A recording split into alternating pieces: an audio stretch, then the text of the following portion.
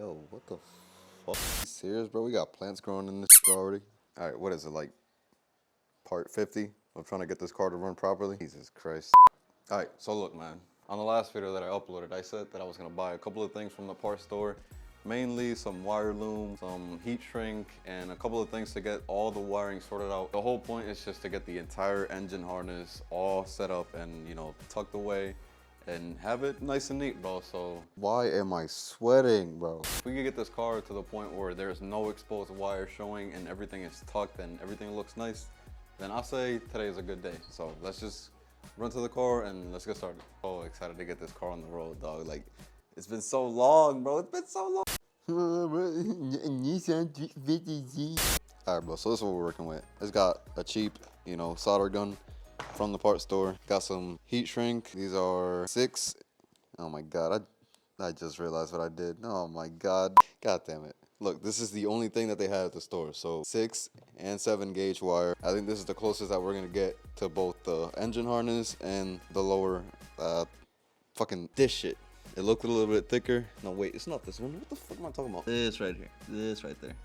It looked a little bit thicker than the regular engine harness. And then we also got some, you know, basic electrical tape. I think I did have a little bit of this left somewhere, but I don't know where the fuck it went. And some basic wire loom, bro. Yo, all I'm trying to do is get this package undone. Holy shit, bro. Who the fuck invented this form of packaging? Jesus, bro. Okay, you know what? I'm gonna make this like 10 times easier on myself if I just jack this car up. So I got more room to work with in the front and I won't have to be laying down like 24/7.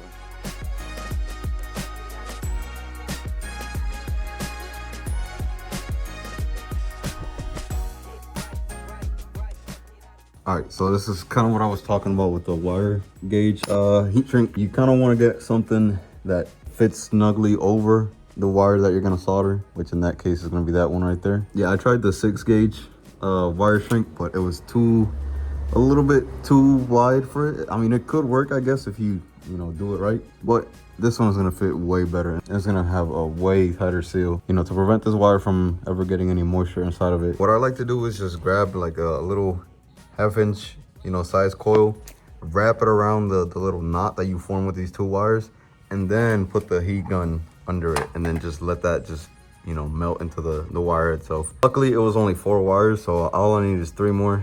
This one, and then these 2 right here. And then once I get that figured out, I'll show y'all how it looks. Later. All right, y'all, so it is like 4 hours later. Things got a little bit complicated, but let me show you what we got done.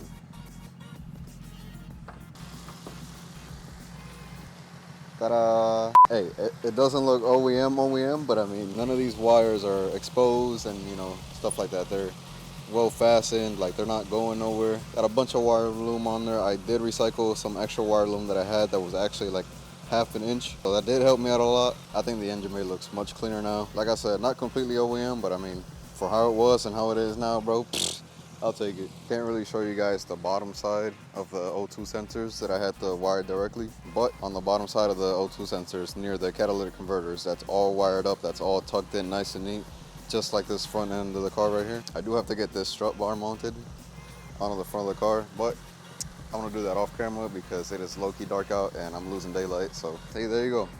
The fans just turned on. It's blowing hot air at the engine and it's pulling it through the radiator. So we did wire it up completely fine, no issues on that whatsoever. Once we get everything, you know, put back in, I mean, like the strut bar, the front bumper, obviously. I did run this car without a front bumper for like 3 months, bro. I don't know how the fuck I never got pulled over. But yeah, once we get everything back on this car, we're gonna take this car out somewhere. I don't know exactly yet. Like I said in my previous video, I do got a couple contacts that, you know, have better scanners than mine and can help me out with this issue, or try to help me out at least. But that's gonna be for next video, dog. Today, I'm beat. Like I said, I'm losing daylight. And I mean, at least we got everything buttoned up in the car. She looking nice, bro, I'm not gonna lie. Hell yeah. Like I said, man, stay tuned till next video. We are gonna be taking this car on the road. I promise. I'm tired of having this beast just sitting here not doing much. I miss it so much. But that's gonna be it for today, man. I'll catch you on the next one.